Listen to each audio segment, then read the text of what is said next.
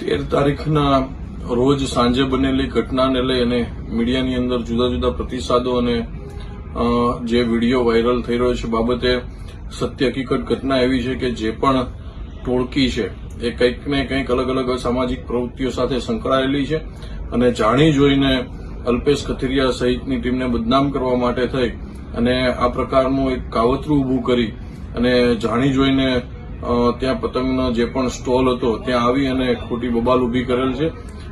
સ્પષ્ટ બાબત છે. એના વિરુદ્ધમાં પણ અમે અમારી અરજી એ સરથાણા પોલીસ સ્ટેશન ખાતે આપવામાં આવેલ હતી અને એ અરજી સંદર્ભે તપાસ કરીને આજરોજ એમના વિરુદ્ધમાં ગુનો દાખલ કરવામાં આવ્યો છે.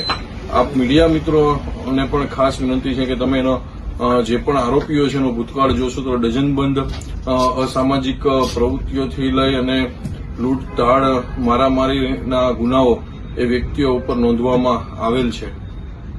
એ સત્ય હકીકત છે.